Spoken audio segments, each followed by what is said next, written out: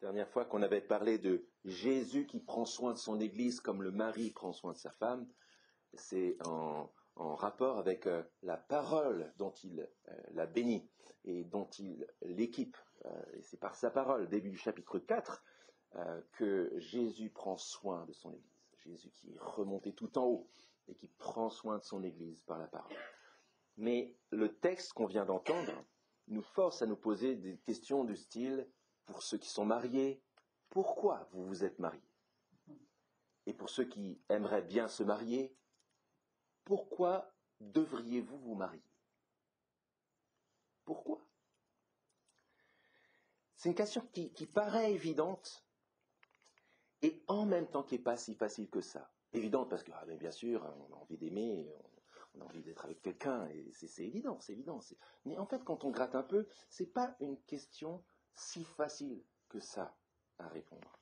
On a nos expériences concernant l'amour et le mariage, on a nos modèles, positifs ou négatifs.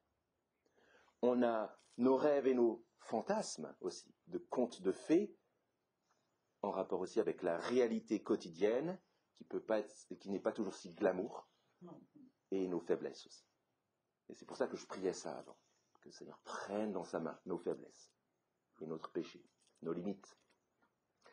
Et ce texte replace le propos dans la perspective du grand plan de Dieu. Et c'est essentiel de l'avoir en tête. Voilà le résumé du projet de Paul dans cette lettre, c'est de nous révéler le plan de Dieu pour une nouvelle humanité et de montrer en son cœur la beauté de l'Église. Et dans son développement, Paul a pris les 3 premiers chapitres pour nous aider à d'abord comprendre ce grand plan de Dieu. Ce grand plan de Dieu qui consiste, alors j'espère que je l'ai mis, non je ne l'ai pas mis ici mais on le mettra plus tard, à rassembler sous un seul chef, Christ, tout ce qui existe. Et une fois qu'on a compris ça, deuxième partie de la lettre, à savoir comment vivre en ligne, nous aligner sur ce grand plan de Dieu, en tant qu'hommes et femmes, non plus en guerre contre Dieu, mais réconciliés avec lui. C'est tout notre projet, c'est tout le projet de la vie chrétienne. Et ça, de comprendre cela, d'aligner nos vies sur, non pas ce que je fais dans mon petit coin, avec mes petits projets, mais avec ce que Dieu est en train de faire dans l'histoire, ça a un impact dans tous les domaines de notre vie. On l'a vu largement avec Timothée, avec Brian dans les textes qui précèdent, et on le voit encore ici, en particulier ici sur notre manière d'envisager le mariage. Ce qui veut dire que méditer ce texte dans son contexte nous conduit à poser notre question du départ d'une manière plus particulière. Non pas juste « pourquoi est-ce qu'on s'est marié ?» ou bien « pourquoi est-ce que je devrais me marier ?» mais plutôt « comment le couple chrétien pointe-t-il vers le grand plan de Dieu ?» C'est ça la question qui motive Paul dans son propos. Alors peut-être que ça ne nous paraît pas glamour et un peu Blanche-Neige et les 7 nains, avec le prince charmant à la fin, mais c'est beaucoup plus glorieux que cela. Et beaucoup plus glorieux que tous nos plans les plus glorieux. Et ça dépasse de loin, on va le voir, la question spécifique de la vie amoureuse et du mariage. Comment le couple chrétien doit-il pointer vers le grand plan de Dieu? Et ce n'est pas un propos qui concerne juste les gens qui sont mariés, ou juste les chrétiens qui sont des gens mariés. Ça concerne les mariés, les célibataires, les chrétiens et les non-chrétiens qui écoutent ce texte et qui contemplent ce que Paul a en tête derrière. Et voilà ce que Paul dit dans ce contexte-là. Comment le couple chrétien pointe-t-il vers le grand plan de Dieu? D'abord, quand notre rapport à l'autorité est restauré, c'est le prérequis. Ensuite, quand la femme se soumet à son mari comme l'Église se soumet à Christ. Et quand le mari aime sa femme comme Christ aime l'Église. On s'arrête d'abord sur ce premier verset qui est un peu charnière avec le texte qu'on a vu avec Brian la semaine dernière. Soumettez-vous les uns aux autres dans la crainte de Christ. Ce qui est évident, c'est que la notion de soumission tellement difficile. Et peut-être plus spécifiquement encore aujourd'hui. Et peut-être plus spécifiquement aujourd'hui quand on parle du rapport entre les sexes, où en plus de la difficulté de la relation entre les sexes, on entend et on constate la baisse des limites dans la différence entre les sexes, où on peut passer de l'un à l'autre, où tout est tellement effacé au niveau des distinctions. Mais réfléchissons à la question de la soumission d'une manière générale, avant de parler de la soumission au niveau spécifique. Je pense que notre rejet de la notion de la soumission se nourrit très souvent de situations où l'exercice de l'autorité a été abusif. De la part de dirigeants politiques, de la part de nations, de la part de maris ou de pères abusifs, de patrons abusifs. Et plus on a l'expérience négative de l'exercice de l'autorité, plus on a du mal avec la notion de soumission. Et dans Éphésiens, Paul nous aide avec cette notion-là. Pourquoi ? Ou comment plutôt ? La première chose qu'il fait, c'est de nous rappeler d'où nous venons. C'est de nous montrer pourquoi notre rapport à la soumission et à l'autorité sera toujours compliqué jusqu'à notre mort. Ou jusqu'au retour de Jésus. Et la raison, on l'a là. Il y a d'autres allusions, mais voilà l'exemple le plus flagrant. Paul avait dit au chapitre 2, « Vous étiez morts par vos fautes et par vos péchés, dans lesquels vous marchiez autrefois selon le cours de ce monde, la norme dans ce monde, selon le prince de la puissance de l'air, le diable, cet esprit qui agit maintenant dans les fils de la rébellion. » Nous naissons avec, dans notre ADN, la graine de rébellion, qui nous conduit non seulement à ne pas vouloir aimer l'autorité de Dieu, mais avec tout le cortège que ça, de réactions chaînes que ça génère en nous, dans notre rapport tronqué, cassé, excessif ou absent à l'autorité et à la soumission. Mais Paul ne nous rappelle pas que cela dans Éphésiens. Il nous rappelle aussi comment, quand notre relation avec Dieu est rétablie, c'est toute notre vie qui est restaurée. Il nous rappelle ce grand plan de Dieu dont je parlais avant, il est là, ma citation est là. Dès le début, Paul a dit que le grand plan de Dieu, il est en train de réunir sous un seul chef, le Christ, tout ce qui est dans les cieux et ce qui est sur la terre. C'est ce que Dieu est en train de faire.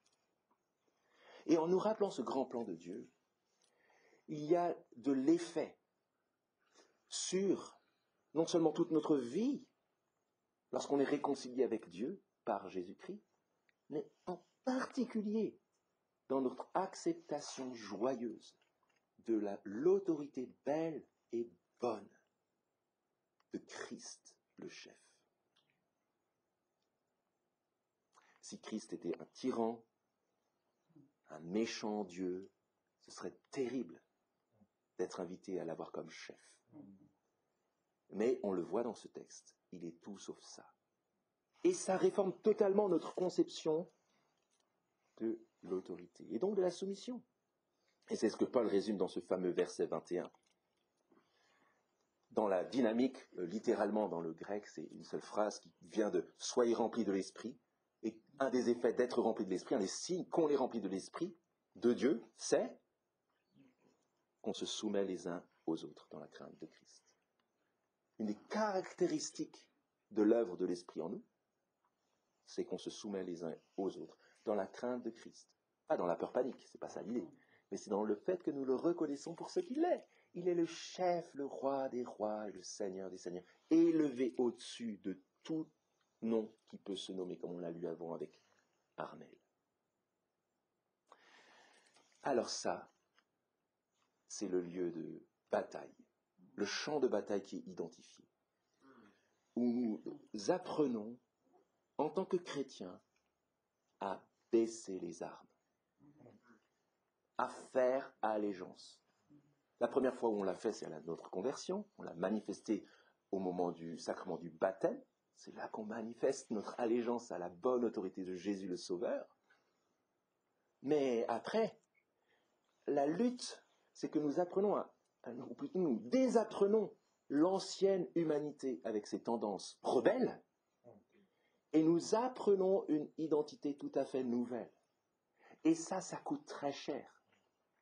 Ça nous pousse à rejeter des choses avec lesquelles nous sommes nés, à repousser de côté des logiques du monde qui ont attrait sur notre cœur, à refuser que des mauvaises expériences de l'autorité humaine viennent modeler notre compréhension de notre soumission chrétienne.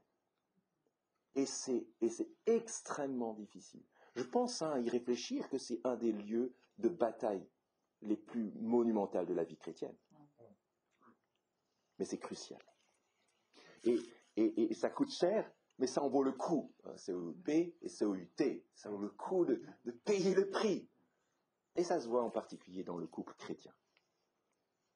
Petite note ici, le mari et la femme sont évidemment égaux en tant que personnes.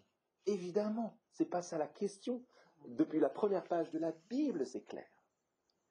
Mais chacun a un rôle et une responsabilité différente de l'autre. Ils sont ensemble complémentaires pour l'accomplissement d'une seule mission, en fait, refléter l'Évangile. Refléter le grand plan du Dieu d'amour pour l'humanité, pour une nouvelle humanité.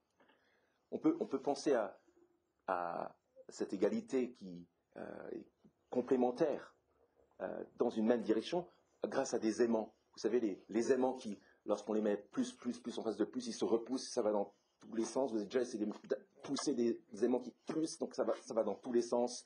Ça, c'est quand on pense que l'égalité égale identité de rôle et de fonction, sans complémentarité. On doit être pareil sur tout. Alors, forcément, ça va dans tous les sens, parce que tout le monde veut aller dans le même sens. Mais quand on regarde comment les aimants fonctionnent, et quand on voit que plus avec moins et moins avec plus, cette égalité donne une complémentarité et une même direction. Reste à savoir quelle est la direction qu'on va prendre.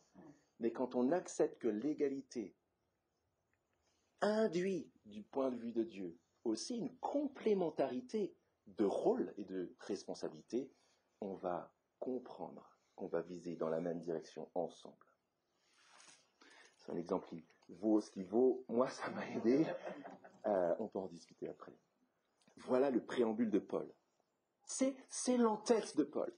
Et sans transition, dans le grec, c'est particulièrement visible.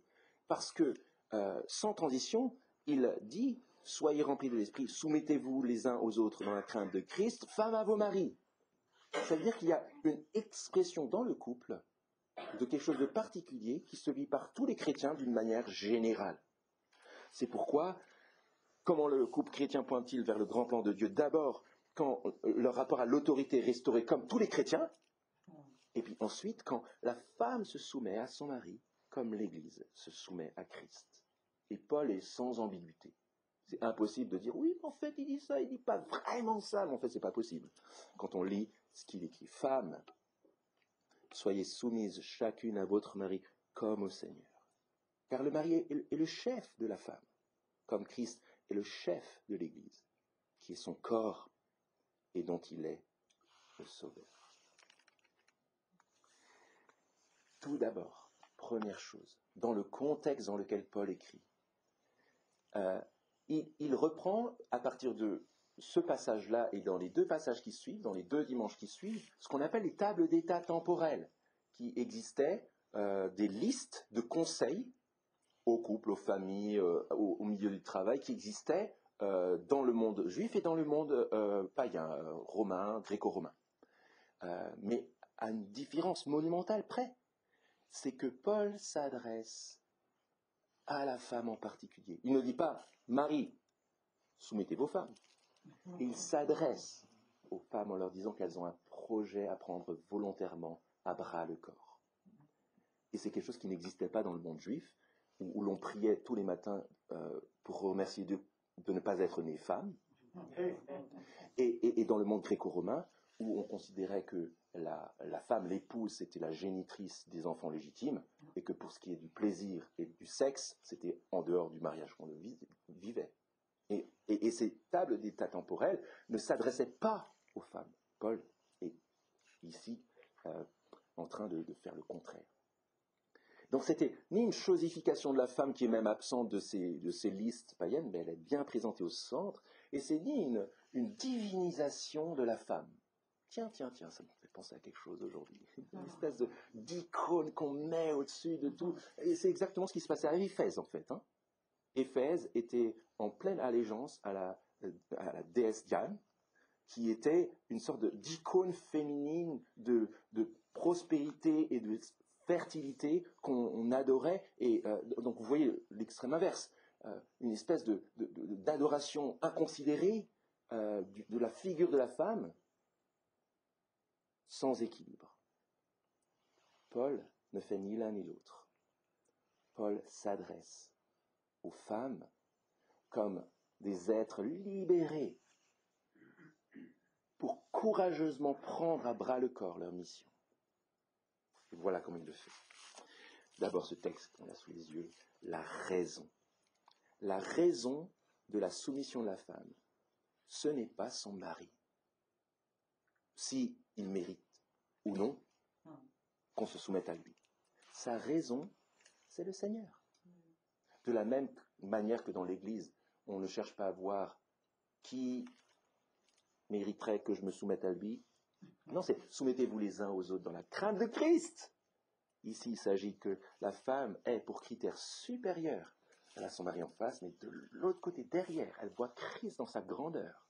Et elle se soumet à son mari parce qu'elle aime d'abord son Seigneur. D'où la répétition de Paul ici. Et il n'y a pas juste la raison ici, il y a aussi la manière avec laquelle elle peut le faire.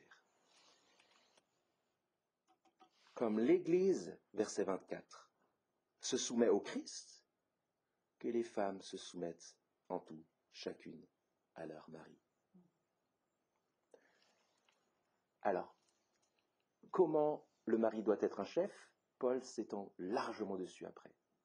Mais déjà ici, on est autorisé par Paul, grâce à Éphésiens, de se poser la question, au fait, comment l'Église se soumet à Christ? Vous diriez quoi? Comment est-ce que l'Église se soumet à Christ? Est-ce qu'elle se tait, elle dit rien? C'est une carpette, une potiche? Jamais de la vie.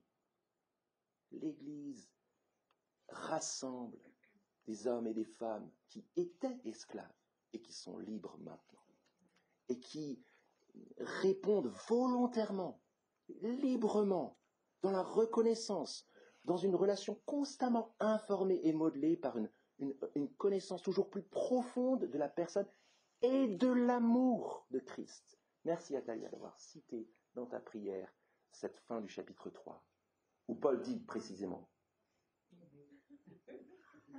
à l'Église, il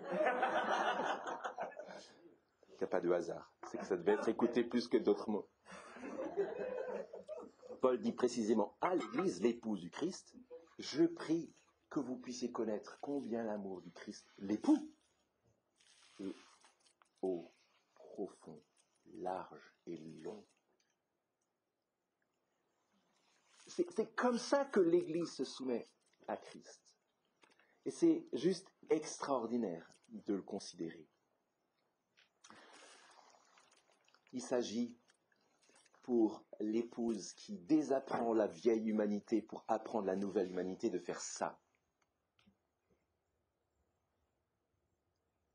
De desserrer les poings et d'ouvrir les mains pour être prête à recevoir. Prenons l'exemple de l'église Saint-Lazare. Tournées vers leur mari, les sœurs qui sont mariées dans notre église sont dans l'attente que leur mari exerce en leur faveur une autorité digne de Christ. Et en faisant cela, en desserrant leurs poings pour recevoir avec confiance le soin de leur mari, elles ne pointent pas vers leur mari. Elles pointent vers Christ. C'est ce que l'Église fait constamment. Pointer vers Christ dans sa soumission. Volontaire, reconnaissante et joyeuse. Comme l'Église se soumet au Christ, que les femmes se soumettent en tout chacune à son mari. Leur raison profonde, c'est le Christ. Mais leur vis-à-vis immédiat, c'est un homme. Oups. Mais un homme en train d'être transformé par l'Évangile, dans lequel mari et femme croient tous les deux. Vous savez à quoi ça me fait penser, cela? Que ce soit pour la femme maintenant ou pour le mari plus tard. Ça fait penser à un saut en parachute. Où pour la première fois on saute, tu sais. Et puis on essaye, et puis on se dit, ouais, je voulais bien le faire, mais en fait, je sais pas trop si j'ai le courage de le faire. Et puis on se regarde l'un l'autre, on dit, tu sautes, je saute. Tu sautes pas, je saute pas. On y va? On y va. Ensemble? Et en fait, c'est un peu ça. C'est que c'est une prise de risque, le mariage. Parce que de se soumettre à un homme pécheur, transformé par l'Évangile, mais en cours de transformation et encore du travail, c'est une prise de risque. Et c'est une prise de risque pour l'homme d'apprendre à aimer comme Christ a aimé l'Église. Tu sautes, je saute. La foi commune et l'amour commun en Christ est nécessaire pour que ça marche, pour que ça... Et ça force l'épouse à se poser la question, est-ce que l'Évangile marche dans mon mari? Est-ce qu'il est vraiment puissant pour le modeler, pour le transformer, pour faire de ça un image de Christ, qui s'est aimé comme Christ? Est-ce que je fais confiance à l'Évangile pour le transformer? Est-ce que l'Évangile est assez puissant dans mon mari pour que je puisse me laisser conduire et entourer par lui? Je fais confiance à mon mari, mais je fais encore plus confiance à l'Évangile qui le transforme. Ça nécessite de comprendre toujours mieux le pardon de Dieu, la repentance, la grâce, l'humilité, la vérité, la fidélité, chacune à son mari, chacun à sa femme, la persévérance et le don de soi à l'autre. Vous êtes silencieux, ben c'est normal, parce que moi je pense à mon mariage et je me dis qu'il y a du travail. Mais on veut se dire cela ici, avant de passer aux instructions concernant le mari. Seuls des cœurs qui ont compris l'évangile de la grâce et qui sont en train d'être modelés par l'évangile de la grâce parlent bien de l'évangile de la grâce. Donc pour que le couple oriente vraiment vers le grand plan de Dieu, il faut d'abord qu'ils comprennent, c'est-à-dire qu'ils vivent l'évangile de la grâce au quotidien. Être capable de recevoir l'amour de Christ, desserrer les poings. Ça coûte beaucoup d'apprendre à se soumettre, même si c'est dans un but aussi noble. Ça coûte énormément. À cause de notre nature, à cause aussi du manque de mérite de celui qui est en face, mais ça nous force à nous poser la question, si on envisage de se marier, est-ce que je serais prêt à ouvrir ma vie à un homme par qui Dieu va chambouler mes habitudes, mes prérogatives, par qui Dieu va me changer? Parce que si on ne veut pas changer et garder nos petites habitudes et notre confort, alors mieux vaut pas envisager de se marier. Parce que autant la fierté du chrétien, c'est d'être en train de changer, d'autant plus être un chrétien marié, c'est d'être prêt à changer. Sinon, mieux vaut pas envisager l'aventure. Deuxième chose, est-ce qu'un tel, un gars, un homme, serait prêt à t'aimer comme Christ? C'est-à-dire, est-ce qu'il a compris l'Évangile? Est-ce que l'Évangile se voit chez lui? Est-ce qu'il le montre? Est-ce que, ensemble, vous pourrez, dans la complémentarité du couple, refléter l'Évangile aux yeux de vos enfants, de l'Église et du monde? Est-ce que tu es prêt à te laisser conduire par lui? Le laisseras-tu prendre soin de lui, de toi?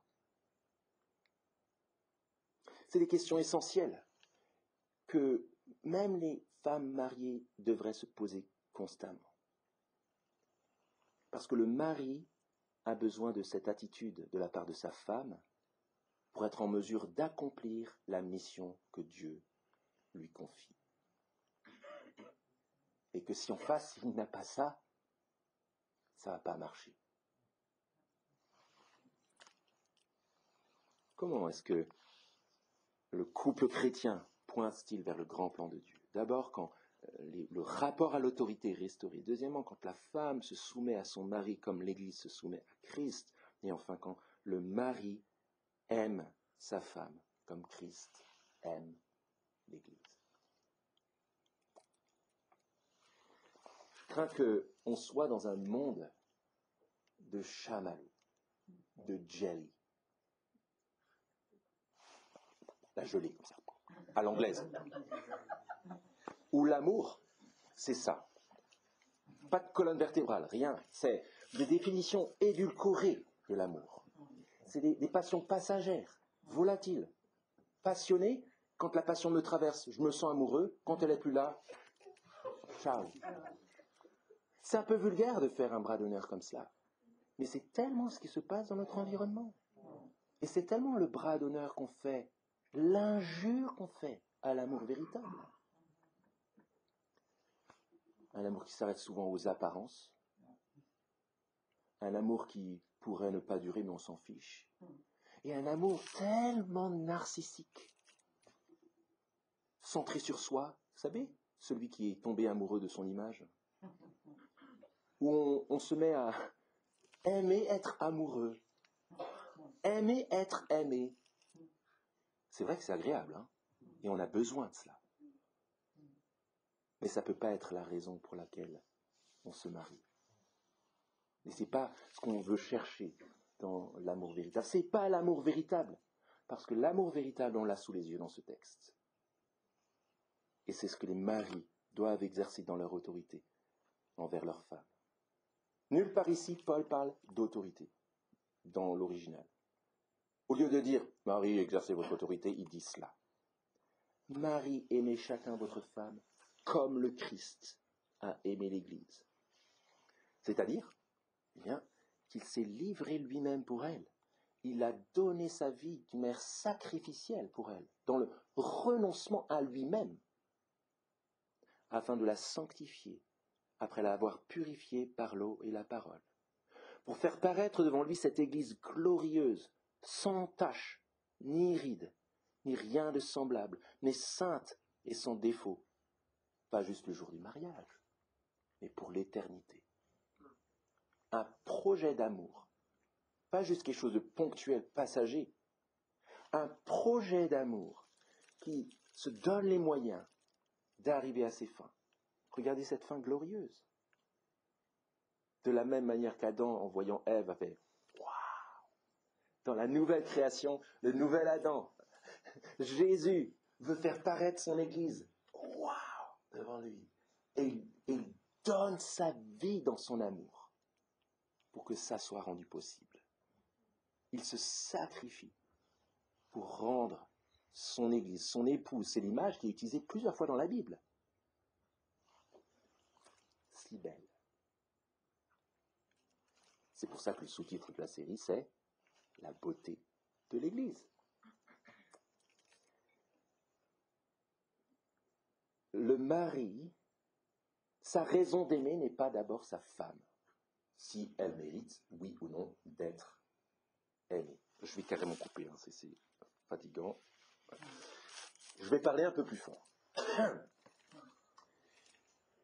Donc le mari n'est pas invité à aimer sa femme à partir de si oui ou non elle mérite d'aimer, de la même manière que dans l'église, je ne vais pas me dire, alors toi tu mérites d'être aimé, toi tu es ma fille, ouais, d'accord, toi tu es mon neveu, ok, ouais, d'accord, je peux t'aimer. C'est pas comme ça que ça fonctionne. C'est d'aimer à la manière de Christ. Et Christ nous a aimés alors que nous étions encore ennemis, encore morts. Alors ça, c'est difficile à comprendre pour les jeunes petits couples qui recoulent et qui se disent je ne vois pas ce qu'il veut dire. Pour les couples qui ont un peu plus de bouteilles, je pense qu'on voit ce qu'ils vont dire. Parce qu'on n'est pas toujours aimable, en fait. Je vous apprends rien. Mais quand on construit son couple et qu'on rêve, surtout quand on est pris par Blanche-Neige et le prince charmant, par ces images-là, on a du mal à imaginer qu'on devra aimer l'autre alors qu'elle n'est pas aimable. Et là, on n'est pas en train de dire, et Paul n'est pas en train de dire, le travail des femmes, c'est d'être soumise, le travail des hommes, c'est d'aimer, et basta. Non, il est en train de dire que la forme d'amour de la femme, c'est de se soumettre, et la forme avec laquelle l'homme se soumet sert sa femme comme Christ, c'est de l'aimer comme Christ. C'est deux facettes de la même réalité. Et ça coûte cher d'aimer comme Christ. D'aimer quand tu as les petites vaguelettes qui te soulèvent, les papilles, ça va. Quand tu as des papillons dans le ventre, ça te soulève, c'est bon. Mais d'aimer comme Christ, qu'est-ce que c'est difficile. Parce qu'il faut être prêt à aimer de manière sacrificielle. Il a aimé jusqu'à la mort de la croix. Il a été obéissant au Seigneur. Qu'est-ce que ça veut dire pour nous, les maris? Qu'est-ce que ça veut dire pour les hommes qui voudraient se marier? Ça veut dire que je dois dépasser mon petit confort. Être prêt à baisser et à modifier mon petit rythme. Savoir m'arrêter de courir. Savoir adapter mon programme. Savoir me mettre dans les baskets de quelqu'un d'autre. De parler son langage. Et de ne pas l'attirer pour qu'elle parle toujours mon langage à moi. C'est savoir être vraiment présent. Et chacun de ces mots, je les prends comme une baffe, parce que je constate en quoi j'ai du mal à faire ces choses-là. Savoir être vraiment présent. Je vous le dis, les hommes ne savent pas le faire. Jésus sait le faire. Lisez l'Évangile. Et voyez comment il est toujours là. Il est vraiment le vrai vis-à-vis. L'exemple par excellence, c'est Jean chapitre 4, la Samaritaine. Il est là en face de lui, comme l'époux qu'elle n'a pas trouvé. Et il l'écoute, et il la conduit, et il lui parle. Et elle se délecte de ce qu'il est. Parce qu'il n'est pas ailleurs, il est là avec elle. Et il prend soin d'elle. Et ça la bouleverse, au point de connaître le Dieu vivant. Marie, aimez vos femmes, chacun vos femmes, dans la fidélité, comme le Christ a aimé l'Église. Et c'est pas tout. Paul rajoute autre chose. C'est pas juste l'idée de l'exemple ultime, Jésus, mais c'est aussi l'idée de l'union ultime. Et c'est ce qu'on voit dans ce passage ici. La petite note de Paul. Celui qui aime sa femme s'aime lui-même. Jamais personne en effet n'a haï sa propre chair, mais il la nourrit, il en prend soin, comme le Christ le fait pour l'Église, parce que nous sommes membres de son corps. C'est pourquoi l'homme quittera son père et sa mère. C'est une citation de l'Ancien Testament, de la Genèse, lorsque l'homme et la femme ont été créés. C'est la raison pour laquelle, dès le début, la Bible dit que l'homme quittera son père et sa mère pour s'attacher à sa femme, et les deux deviendront une seule chair. Cette union ultime, qui est la visée, c'est une relation qui est scellée jusque dans la beauté de l'intimité sexuelle. Bien sûr, il s'agit ici de cette idée-là, comme dans le livre de la Genèse, au fond du lit, dans le secret de la chambre à coucher, la beauté de l'unité. Mais c'est aussi et surtout le reflet d'un ministère qui est en fait éminemment public, qui doit se voir De la même manière que nous nous retrouvons ensemble, membres tous du corps de Jésus, et nous voyons en nous voyant l'unité du corps de Christ et la beauté du projet de Dieu pour une nouvelle humanité, de la même manière, l'unité, l'union ultime du couple doit pouvoir se voir aux yeux des enfants, aux yeux de l'Église, aux yeux du monde, pour qu'on puisse constater, non seulement c'est un couple qui marche, sympa, comme dit Cabrel, jamais de cris, de problèmes, tout le monde peut voir comme ils s'aiment, ni double face, ni double jeu. Rien que de la lisse surface, que des collants double face. Fasse le ciel qu'on soit comme eux. C'est la phrase de Cabrel. Fasse le ciel qu'on soit comme eux, mais dans le but de témoigner de Jésus-Christ. Et ça conduit à la finalité ultime. C'est pas juste l'exemple ultime à suivre pour que ça marche bien dans mon couple. C'est pas juste l'union ultime qui doit se voir pour que le témoignage soit bon. C'est aussi la finalité ultime. Et là, même Paul dit que c'est un mystère. On va juste le lire. Ce mystère est grand. C'est comme s'il posait sa plume. Je dis cela par rapport à Christ et à l'Église. En d'autres termes, ce qui compte vraiment en fait, c'est la relation de Christ et de l'Église, dont le couple chrétien n'est qu'un reflet et un témoignage. Et c'est, je pense, le sens du côté un peu froid du dernier verset. Du reste, que chacun de vous aime sa femme comme lui-même, que la femme respecte son mari, c'est pas juste un résumé. Je pense que c'est ce que ça fait lorsqu'on comprend que ce qui compte vraiment, c'est Christ et son Église. C'est ça le projet qui compte.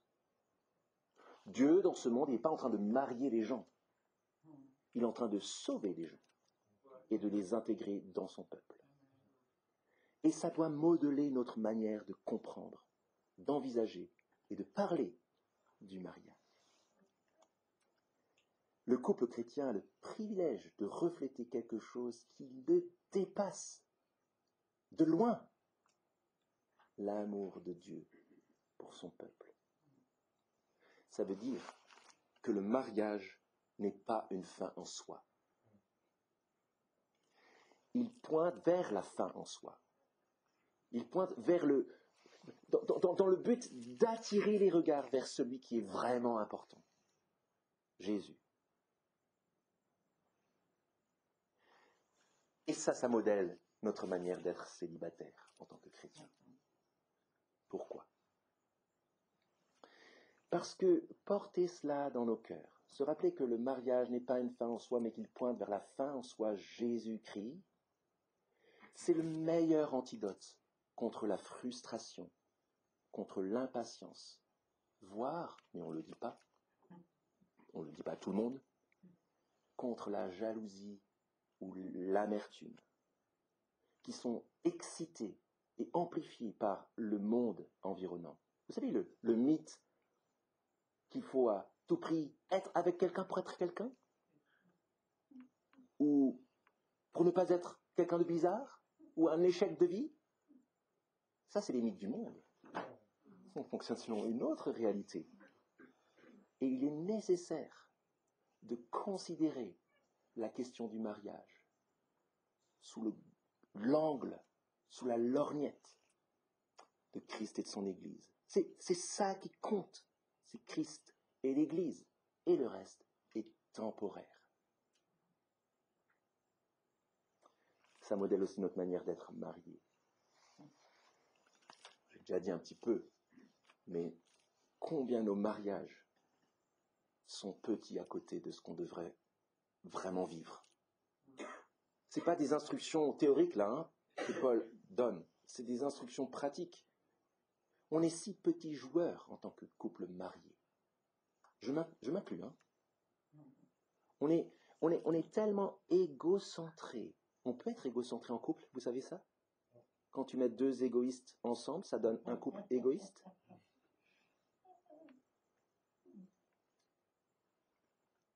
Tellement comme les couples du monde, en fait. Tellement pas différents.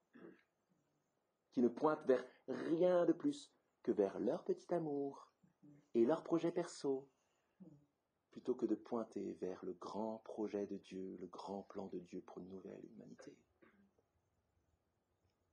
Il s'agit pour nous de nous repentir, de discerner la responsabilité glorieuse et d'accepter notre mission publique en y travaillant avec soin. J'adresse à toute l'Église cette demande, que nous sachions prier pour les couples au milieu de nous, qui ont une mission particulière, mais qui est redoutable, et dont Dieu veut se servir pour bénir l'Église, de manière à ce que le plus on voit les choses se développer et à l'image de Christ, le plus on voit Christ à travers les couples chrétiens, le plus on a envie, non pas d'être marié, mais de Jésus-Christ. On va s'arrêter là, mais je me suis juste dit que dans les discussions après, on pourrait se poser la question, qu'est-ce que ça changerait si ce que Paul dit là était appliqué, mis en œuvre, vécu, vu dans les familles, dans la société, dans l'Église? Qu'est-ce que ça change si on obéit à ce que Paul dit là? Et qu'est-ce que ça change et qu'est-ce que ça produit si on met ça de côté? Si on dit c'est pas pour moi. Soumission, jamais de la vie. Amour sacrificiel, je suis pas Jésus. Qu'est-ce que ça va produire sur la famille, sur l'Église, sur le couple, sur la société? Voilà de quoi on va pouvoir discuter après. Je vais prier et puis ensuite on va continuer avec un dernier chant.